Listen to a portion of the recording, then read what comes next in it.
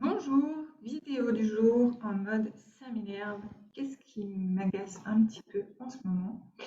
Eh bien, après des années de trouver sa mission de vie, je trouve que un des nouveaux thèmes et des nouvelles, on va dire, injonctions qui ressortent un petit peu en ce moment, c'est le contraire, c'est-à-dire, eh bien justement, c'est un peu à la mode de devoir trouver son projet professionnel qui vous plaira, arrêter d'aller dire de trouver sa voie, d'être bien dans son job. On n'a pas besoin de ça. On n'a qu'à s'investir à côté, on n'a qu'à aller faire des choses à côté qui nous plaisent. C'est pas le boulot qui va tout nous apporter. Le boulot, c'est forcément que le boulot. On est là pour bosser en quelque sorte. Et donc, on peut s'épanouir à côté, on va aller en faire des choses à côté. Et il ne faut pas tout attendre du boulot. Et pourquoi ça m'énerve? Alors, parce que je vais dire un oui mais non. Alors oui, je suis d'accord, il ne faut pas tout attendre du boulot. J'ai écrit d'ailleurs pas mal d'articles sur la quête de sens qui peut être, à mon sens, d'ailleurs un peu dangereuse et dans le fait de ne pas mettre d'ailleurs que le sens au travail et de ne pas surinvestir cette quête de sens en se disant d'ailleurs que le travail ne doit pas apporter que du sens, mais aussi entre guillemets du plaisir et donc de faire attention à ne pas penser qu'à ça. Et parfois, on peut aller chercher du sens à son travail et oublier qu'il y a d'autres indicateurs que le sens et du coup ne pas être forcément super épanoui. Quand je dis qu'il y a d'autres indicateurs, alors je vais revenir sur ma méthode quoi, pourquoi, comment, qui est la méthode avec laquelle j'accompagne et que j'ai mise au point pour justement arriver à trouver votre projet. Le quoi, c'est ce que vous allez aimer faire de votre journée.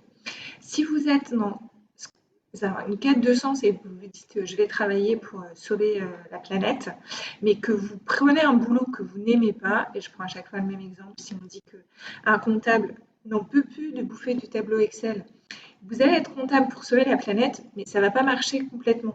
Ça peut marcher un temps, vous pouvez vous sentir mieux parce que vous sauvez la planète, mais si vous n'en pouvez plus de bouffer du tableau Excel, vous n'en pouvez plus de bouffer du tableau Excel.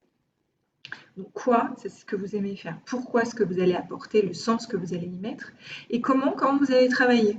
Vos horaires, combien vous gagnez, quelles sont les conditions, les gens avec lesquels vous aimez bosser, etc. Et c'est aussi important, bien sûr, si vous décidez d'aller changer de boulot, mais que vous n'aimez pas bosser seul et que tout d'un coup vous décidez de monter votre boîte, mais ça ne va pas non plus forcément très bien marcher.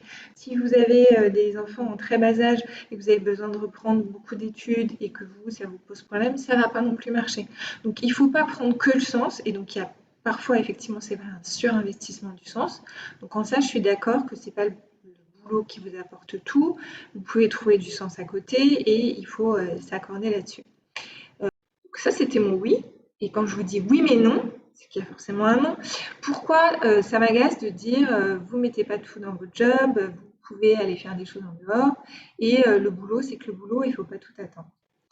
Parce que derrière ça, il y a aussi un truc qu'on a déjà nous en tête et qui fait que souvent vous n'osez pas switcher, c'est qu'on passe quand même un temps de dingue au travail et que si vous avez des horaires qui étaient les miennes quand j'étais en région parisienne, par exemple, où je partais grosso modo déposer mes enfants à l'école à 8h, 8h30 et je revenais à 19h30 quand on était au mieux parce que je passais une heure dans les transports. Vous bossez parfois le soir, parfois le week-end, parfois non. Le fait de se dire que vous faites ça, qu'après, si vous avez des enfants, vous vous occupez de vos enfants. Si vous n'en avez pas, vous avez le droit d'avoir une vie, hein, d'avoir des gens, d'avoir des choses à faire.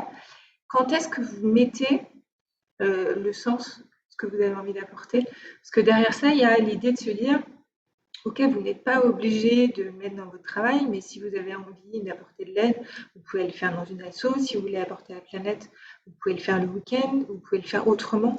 Mais quand? Enfin, concrètement. Ça veut dire que vous passez 8 heures de vos journées, de votre vie, hein, quand même 5 fois 8 heures par semaine, et vous allez ponctuellement le week-end faire des petites choses comme ça. Et donc c'est vraiment ça que je veux décorréler entre le besoin de repos, le besoin d'aller lire, le besoin d'aller à la campagne, marcher, etc. Ça, c'est un besoin, on peut se dire, ok, j'ai identifié que ça j'avais besoin pour me ressourcer pour moi.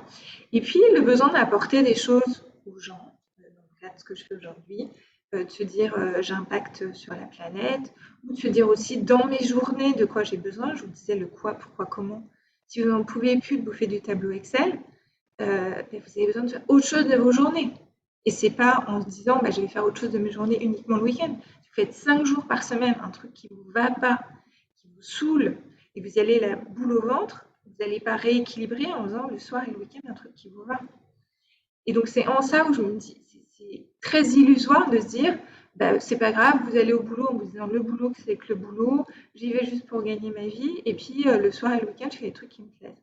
Parce que le soir et le week-end c'est court, et que vous passez du coup vos journées à faire des trucs qui ne vous vont pas, qui sont parfois en plus en conflit de valeurs, parce que vous pouvez vous dire, mais là je fais un truc qui sert à rien, je fais quelque chose qui est même contre ce que je pense profondément, et vous attendez le week-end, du coup on attend sa vie à être bien. Et c'est en ça où là-dessus, je suis vraiment pas d'accord. On n'a pas le temps et on n'a pas les moyens d'aller faire juste le week-end. Donc, il faut faire la différence entre ça, entre finalement, c'est pas si mal la journée et puis je peux équilibrer le week-end et les trucs où non, ça va vraiment pas la journée, je suis vraiment pas au bon endroit, j'ai besoin de changer et on a le droit, je dis même on a le devoir d'être bien dans son job et d'aller chercher un boulot qui vous épanouira et qui vous épanouira de manière équilibrée en allant chercher voilà, ce qui est l'équilibre entre tout ça. Tout est toujours une question de mesure. Euh, quand je commence en disant ça m'énerve, je n'aime pas tellement les cases et les idées reçues. Donc, j'aime pas il faut trouver sa mission de vie, vous en avez une, elle vous attend quelque part et ça vous met une pression. J'aime pas non plus ah mais non, mais le boulot, c'est que le boulot, arrêtez de vous embêter avec tous ces trucs de bobo, voilà, et faites votre boulot et puis vous faites des choses le week-end.